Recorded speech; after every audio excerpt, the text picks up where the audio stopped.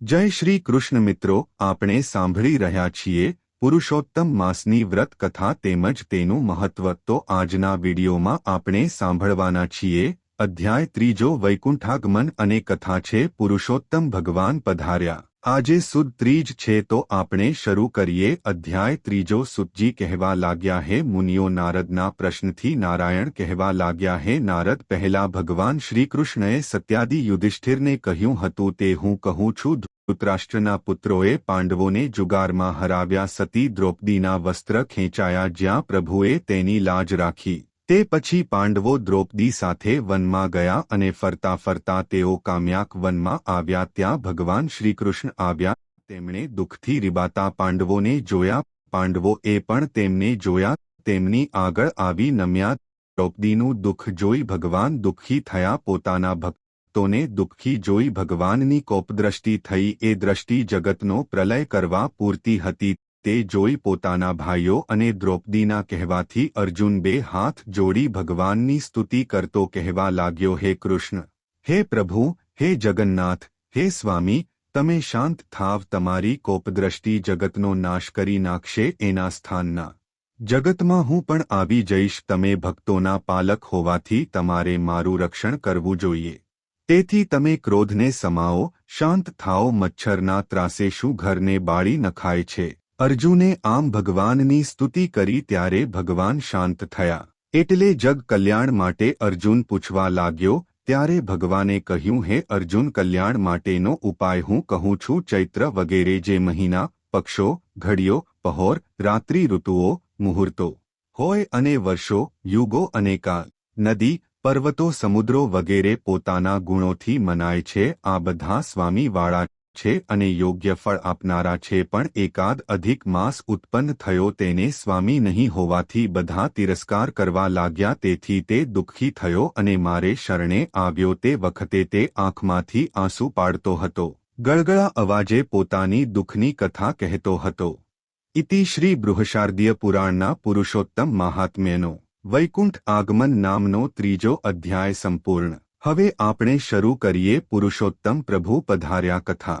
પવિત્ર પુરુષોત્તમ મહિનો બેઠો છે. ગામમાં ભક્તિભાવ ઉભરાયો છે. લોકો નદીએ નહાવા જાય છે, કથા વાર્તા સાંભળે છે, દાન દક્ષિણા આપીને ઘેર પાછા ફરે છે. ગામમાં એક ભોળી ભરવાડણ રહે છે.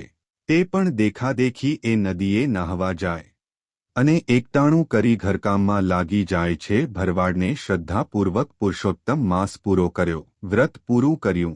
તેણે વિચાર્યું કે હવે વ્રતનું ઉજવણું કરવું જોઈએ ને.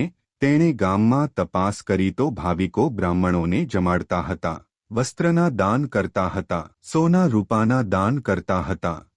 પણ પોતે ગરીબ હતી એટલે મૂંઝાવા લાગી. આખરે એક બ્રાહ્મણને જમાડવાનો સંકલ્પ કરી તે એક બ્રાહ્મણના ઘેર ગઈ અને હાથ જોડીને કહેવા લાગી, મહારાજ, મારે આજે વ્રતનું ઉજવણું છે તો મારે ઘેર જમવા પધારો. બ્રાહ્મણે કહ્યું, ચકાચક લાડવા જમવા મળતા હોય તો હું આવવા તૈયાર છું. ભરવાડણ બોલી, મહારાજ, લાડુ બનાવવાનું તો મારું ગજું નથી. મારે ત્યાં તો ઘેંસ ને છાશનું સાદું ભોજન છે. બ્રાહ્મણે ના પાડી.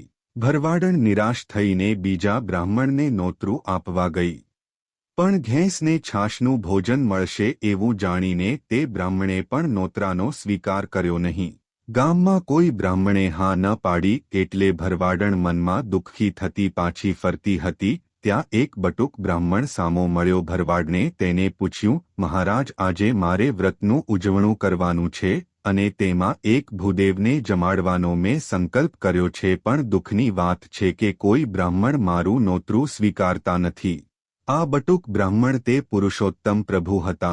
તે પરમ ભક્ત ભોળી ભરવાડણની વારે દોડી આવ્યા હતા.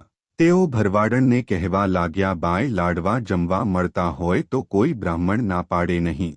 ભરવાડણ કહે, વાત ખરી છે, પણ મારે ત્યાં ઘેંસ ને છાશનું ભોજન છે એટલે બધા જમવા આવવાની ના પાડે છે. આપ જો જમવા પધારો તો મોટી કૃપા કરી કહેવાશે.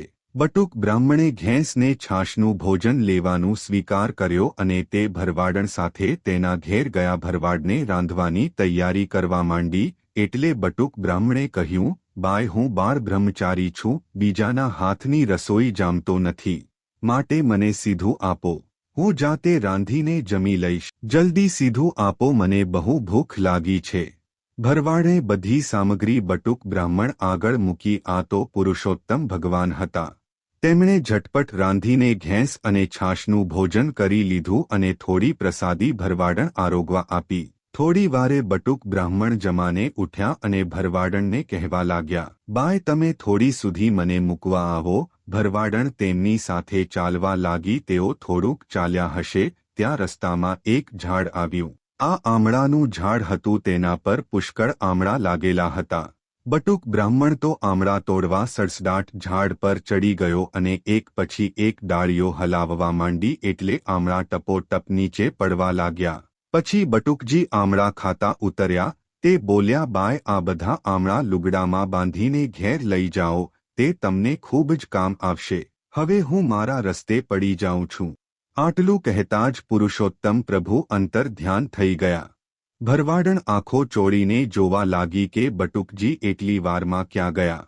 પણ પ્રભુની લીલાનો પાર કોઈ પામી શક્યું છે.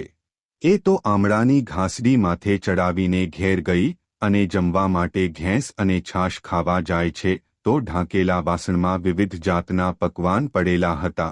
એવામાં તેની નજર આમળાની ગાંસડી પર પડી. તેમાં જગમગાટ થતો હતો. એટલે તેને જઈને ગાંસડી ખોલી તો તેમાં આમળા નહીં પણ હીરા મોતી હતા.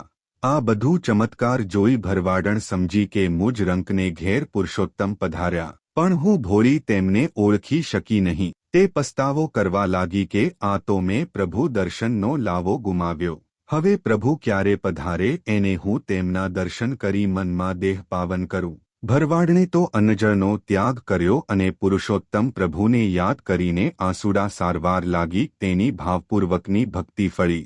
પ્રભુએ પ્રાર્થના સાંભળી અને તેઓ વળી બટુક સ્વરૂપે ભરવાડણને દર્શન આપી અંતર ધ્યાન થઈ ગયા. ભગવાન ભૂખ્યા ભાવના ન માંગે મિષ્ટ પકવાન. શ્રદ્ધાથી જે કોઈ ભજે તેને દર્શન દે ભગવાન. આમ શ્રદ્ધાપૂર્વકના વ્રતથી ભોળી ભરવાડણની મનોકામના પૂરી થઈ. તેને ઘેર પુરુષોત્તમ પ્રભુએ પધારીને દર્શન દીધા. હે પુરુષોત્તમ પ્રભુ, તમે જેવા ભોળી ભરવાડણને ફળ્યા એવા શ્રદ્ધાપૂર્વક તમારું વ્રત કરનારને ફળજો. બોલો શ્રી પુરુષોત્તમ ભગવાનની જય. મિત્રો, જો તમને આ વિડિયો ગમ્યો હોય તો કોમેન્ટમાં જય પુરુષોત્તમ ભગવાન જરૂર લખજો. ધન્યવાદ.